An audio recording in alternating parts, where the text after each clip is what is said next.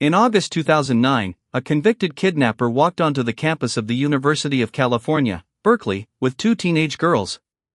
He said they were his daughters. The girls looked frightened, their answers sounded rehearsed, and the man behaved so strangely that two university employees contacted his parole officer. 2 days later, he arrived at a parole office with the girls and a quiet woman he introduced under another name. When that woman finally revealed who she was, an 18-year disappearance ended in a single room. Her name was Jaycee Dugard. She had been missing since she was 11 years old. The story began on the morning of June 10, 1991, near South Lake Tahoe, California. Jaycee left home and walked toward her school bus stop. It was a familiar route on an ordinary Monday morning. Her stepfather watched from a distance as a gray car passed the house, turned around, and stopped beside her. An adult woman got out and pulled Jaycee into the vehicle. The car accelerated away before anyone could reach it. Her stepfather jumped onto a bicycle and tried to follow, but the vehicle disappeared. Within minutes, a normal school morning had become an abduction witnessed from the road. Police began searching immediately. The description of the car was distributed, roads were checked, and Jaycee's photograph appeared on missing person posters and television reports. Investigators had a witness and a basic description, but they did not have a license plate or a name. The car seemed to vanish into the enormous network of California highways. The location created a difficult search problem.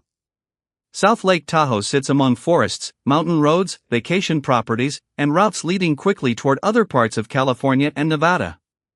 Investigators could not know whether the kidnappers had remained nearby or driven hundreds of miles. Every hour widened the possible search area. Tips arrived, but none produced Jaycee. The witness had seen the beginning of the crime clearly enough to know she had been taken, yet not clearly enough to identify who had taken her. Jaycee's mother, Terry, faced the kind of uncertainty that never truly becomes routine. There was no confirmed sighting, no ransom demand, and no evidence that explained where her daughter had been taken. Birthdays passed. New photographs could not be made, so missing person posters used age-progressed images to imagine how Jaycee might look as she grew older. The people responsible were Philip and Nancy Garrido. Philip had already been convicted of kidnapping and rape in an earlier case. He received a 50-year federal sentence, but was released after serving only a fraction of it and remained under supervision. His history was known to the justice system before Jaycee ever disappeared. The Garridos drove Jaycee to their home in Antioch, more than 100 miles from where she had been taken. Behind the house was a fenced area hidden from the street and separated from the ordinary backyard. Tents, sheds, tarps, and improvised structures created a second property that could not easily be seen from the front. That design relied on something more powerful than distance. It relied on normal appearances. Cars came and went on the street. Neighbors saw the front of the house. Officials who approached the property encountered the life Garrido wanted them to see. The hidden area existed behind layers of fencing and clutter, close enough to ordinary homes that discovery should have been possible, yet arranged so that a hurried visitor might accept the boundary without asking what lay beyond it. For years, that hidden space became Jaycee's entire world. She was isolated, threatened, and repeatedly abused. The Garridos controlled what she saw, what she knew, and whether she could speak to anyone outside the property.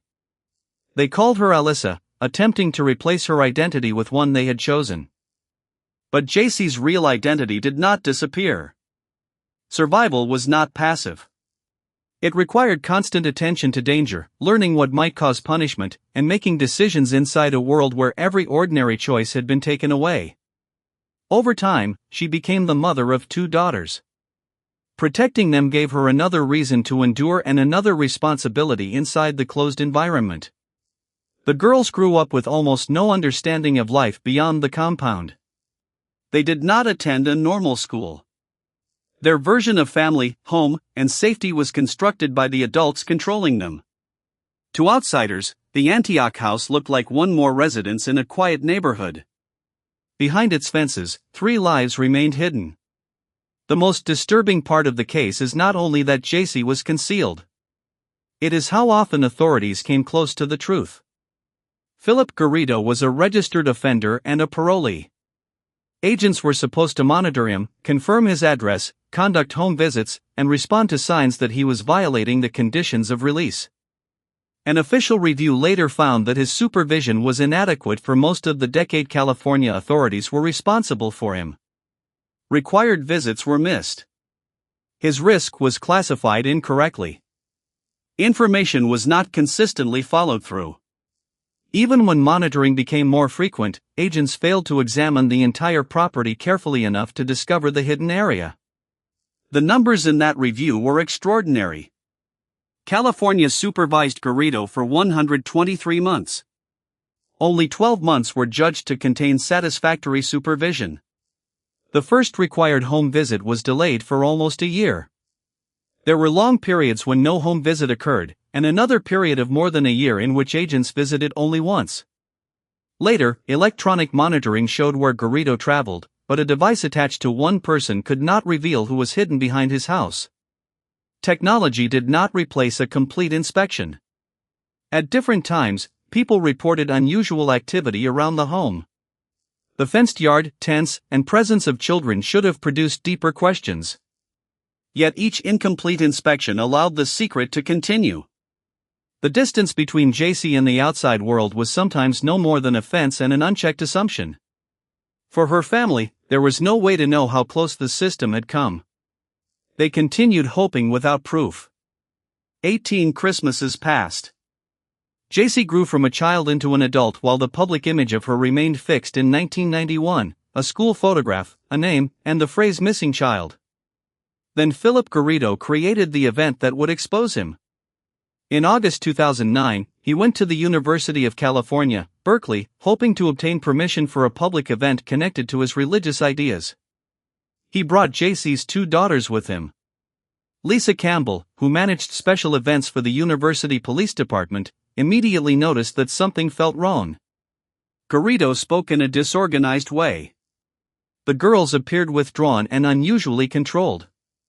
Instead of dismissing the encounter, Campbell asked him to return for another appointment the following day.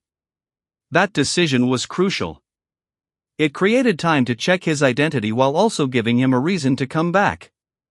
When his name was examined, University police officer Ally Jacobs learned that Garrido was a registered sex offender on parole for kidnapping and rape. At the second meeting, Jacobs and Campbell carefully asked the girls simple questions. Why were they not in school? What grades were they in? What was their relationship to Garrido? Their answers were inconsistent and sounded practiced. Garrido openly discussed his criminal history while insisting that he had changed. Nothing in that conversation provided a complete explanation. Instead, each answer created another question. The girls described being educated at home, but seemed uncertain about basic details. Garrido spoke as if the presence of 2 children beside him required no explanation, even though his criminal record made that presence deeply concerning. Campbell and Jacobs did not confront him dramatically. They watched, documented, checked, and kept the situation moving toward people with the authority to investigate further.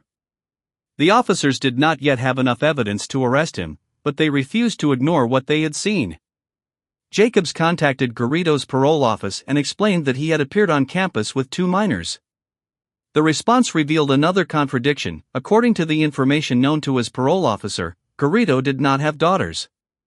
Parole agents ordered him to report to their office.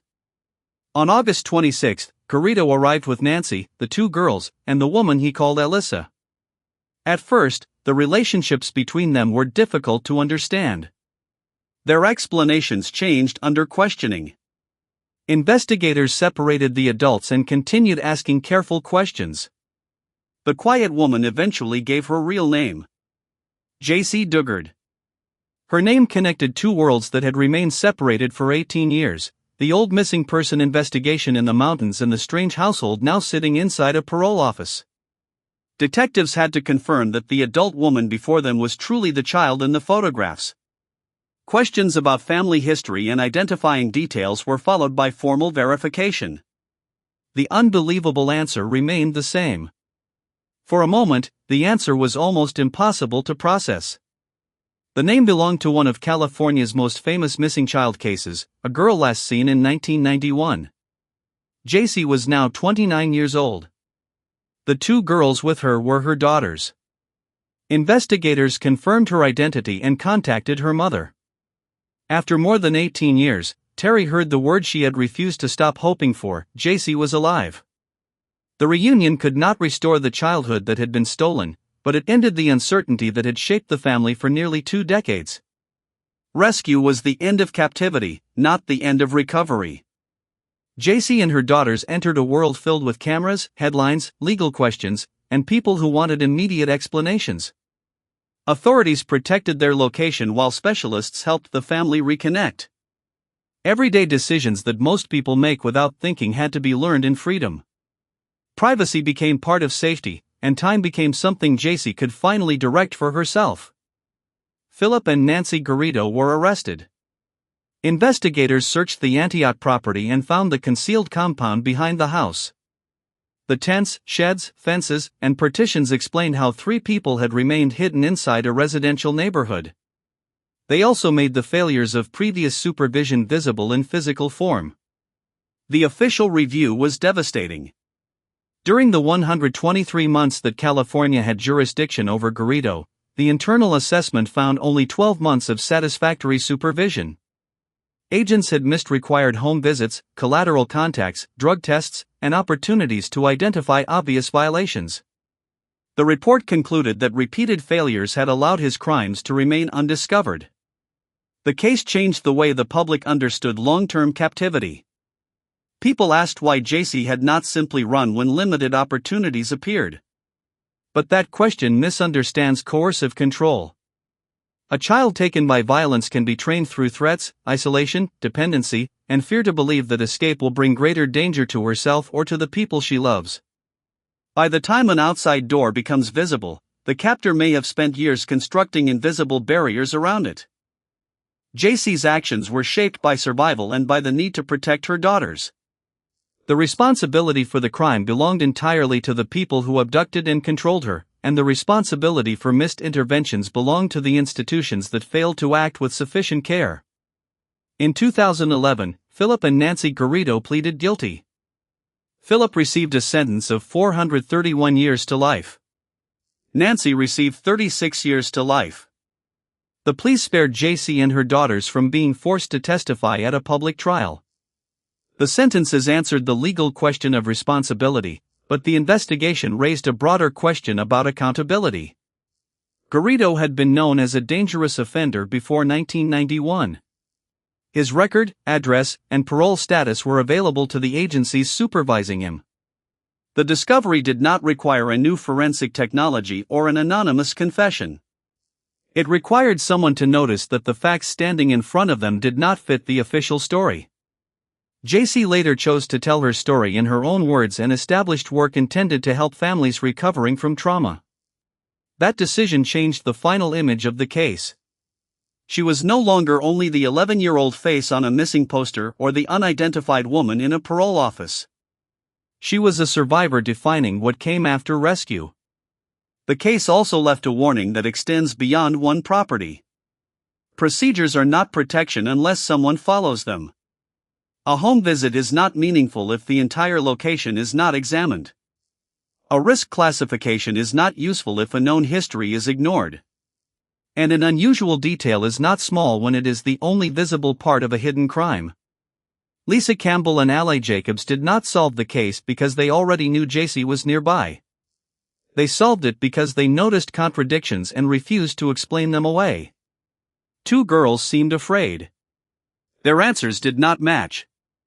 A convicted kidnapper was standing beside them while claiming a family history his parole officer knew nothing about. One careful appointment led to a background check. The background check led to a phone call.